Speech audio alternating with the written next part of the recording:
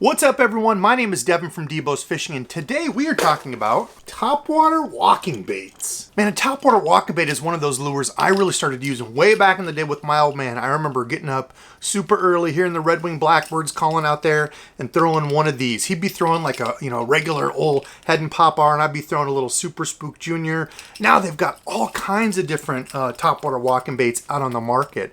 And that's what we're going to talk about today because it's a bait that you want to have tied on right now all the way up through into fall, close to winter until those, water temperatures start to really plummet to match bait fish. They do such a good job at mimicking running, fleeing, scared bait fish. They can trigger a bite, kind of like a jerk bait, one of the few baits that can do that. So in today's video, I'm going to talk about some of my favorite types and sizes of topwater walking baits. I'm going to talk about how to use them, and I'm going to talk about when and where I throw them. So when I first learned how to use a topwater walking bait, for me it was this. This is the tiny little Zara Spook puppy.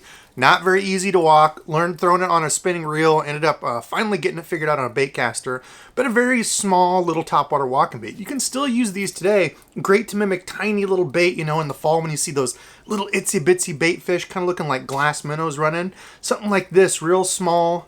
You can see these don't have a sound to them, very natural. A little topwater walking bait like that was great back in the day, but still a testament to how they've done because the Head and Zara Spook is still one of my favorites. Speaking of that line of lures, here they are. They have a rounded nose. You can kind of get these to walk a little bit wider. Some of them will have a little bit wider action like these. Some of them have a little bit tighter. We'll kind of talk about them, but the Zara Spook like this. Now, I'm not as big a fan of the larger Zara Spook. This, which is the Head and Super Spook Junior, and my very first ever treble that I tried to tie, turned out awful, but you got to learn.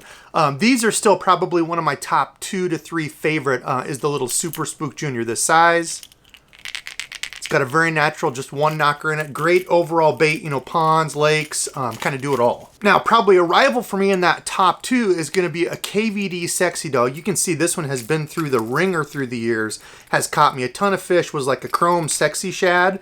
It's all worked off, so it's kind of a white bone now, but isn't that the way it is? Sometimes they get all beat up like this and they catch more fish, but you can see not a rounded nose here, kind of has that lip to it, and this mimics a number of different baits on the market, all very similar. You pick the one you want. This one has rattles. They also have the KVD Sexy Dog in the hard knock. That's that one hard knocker like the Super Spook Junior. And then a number of other baits that kind of mimic that. There's the all-time famous Reaction Innovations Vixen. This is the Excite Baits Heckler. You can see that same mouth. River to Sea Rover, you can see there, same mouth. All extremely similar, all good shape. And these you can really get to kick back and forth really fast. Last fall when I was on the Mississippi, kicking one of these, walking it super fast, keeping those fish fired up was key. And again, this is one of those lures that can just absolutely get them going crazy. And yes, pretty cool, the Ragnar or the Patriot MONSTERBASS has their own topwater walking baits as well. Check them out on the website, but see, does not look similar. It's got that same cup mouth. This one's a little bit different. I really like this style though, a little bit larger, especially in the fall around largemouth. Love those. Okay, so how do you use a topwater walking bait? A question I get asked all the time, and the biggest tip I can give you is slack line. Now, what in the heck does that mean? Well, if you're having trouble walking a topwater walking bait, you're going to be popping the top of your rod down. So the tip of your rod's going to be going boom, boom, boom, in some sort of cadence. It can be slower, it can be faster, depending on what those fish want, how clear the water is, how deep they are. We'll get into that. But popping your rod with slack, and really it's going to be keeping your rod in one place, popping it and bringing it back there. So pop, pop, pop. And you want slack line because it's that slack line that gets the front of the lure to kick over left, right, left, right. That's really key to walking this. If you're trying to walk it, you just keep pulling it forward in short little bursts, your line is too tight. So you've got to get line where it's bowed, laying down on top of the water.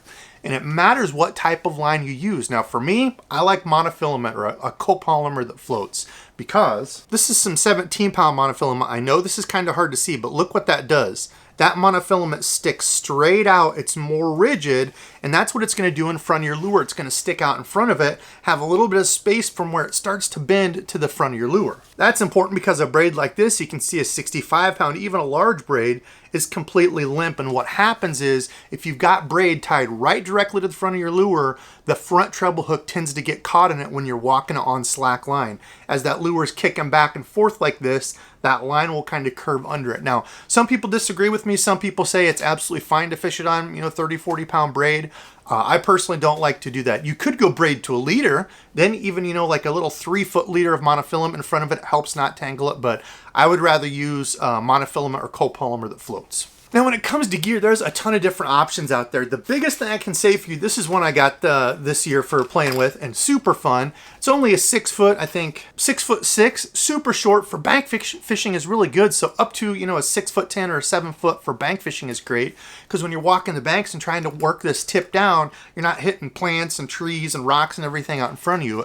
If you're on a boat, you can get away with a 7'3", 4, 5 foot because you're up on a platform. So generally a little bit softer rod, 7 foot to 6'8", 7 foot rod is great to start out with, like a medium power fast action if you're using mono.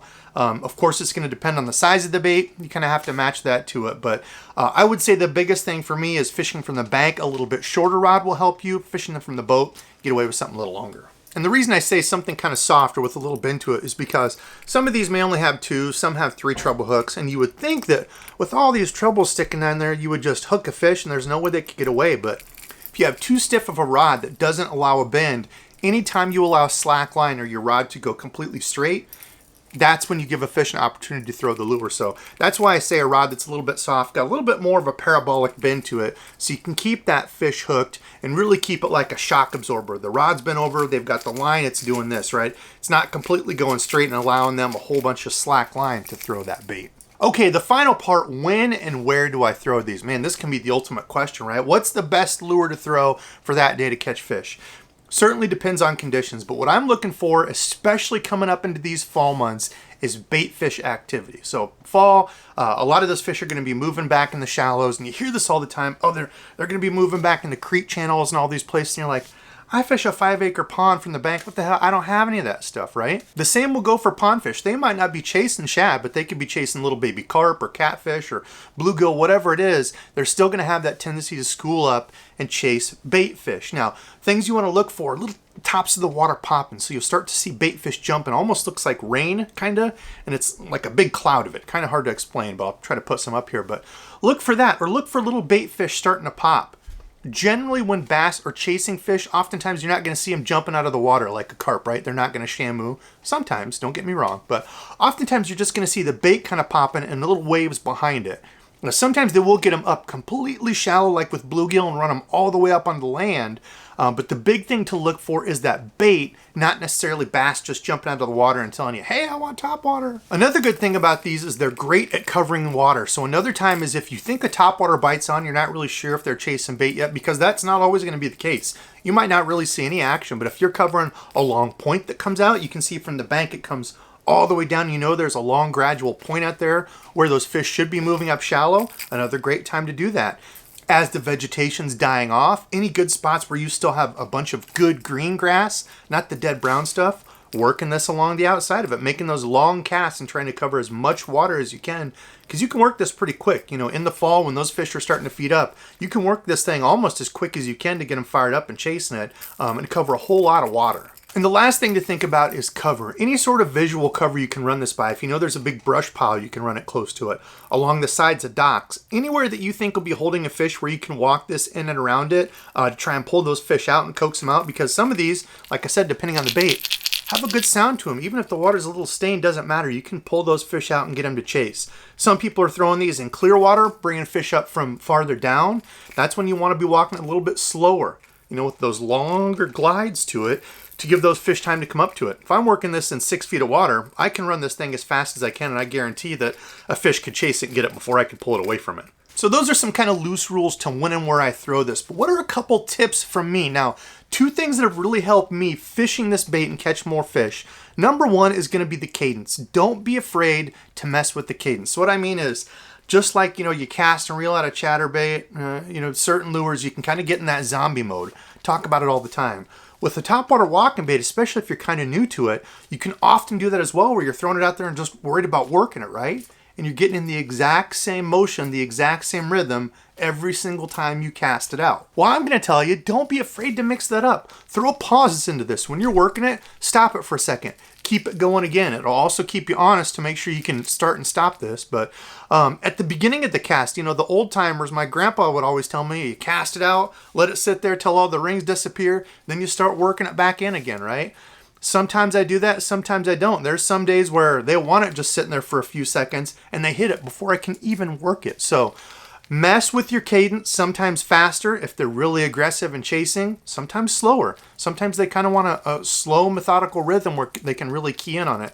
And sometimes they want those pauses mixed in because it's like an injured fleeing bait fish, then it just stops, it's resting, right? Boom, they'll grab it. Now, the second tip would be ditch the summer fishing mindset. What the heck does that mean? Well, if you go out right now when it's super duper hot, 100 degrees, early morning, you're throwing a frog. Late in the evening, as the sun's going down, you're throwing a frog. That's like the topwater window, right? Well, during the fall, when those fish are feeding up, you can literally keep one of these tied on all day, and you can catch fish, especially with something like this, a chrome color. I should have mentioned that in the morning for colors, but during the morning or low light conditions, I like a solid color, a solid white and opaque, something that will create an outline up above the fish. The water gets to be a little bit cleaner and the sun comes out. I do like something with some reflection to it because then they're really just seeing this flash. Not really getting a look at, you know, what the exact paint scheme is. They just see something flashing walking over them. They're like, yep, looks good, I'm eating it. All right, folks, I hope that helps you out. Comment below and let me know what's the biggest thing you've done when you're out fishing, whether it's from the bank, kayak, boat. What's one of the biggest things you've done to catch more fish with a topwater walking bait? Love hearing from you all. Again, my name is Devin from DEBO'S Fishing, coming to you on the Monster Bass channel. Hope this video helped. Love you all. Thanks for watching, and until next time.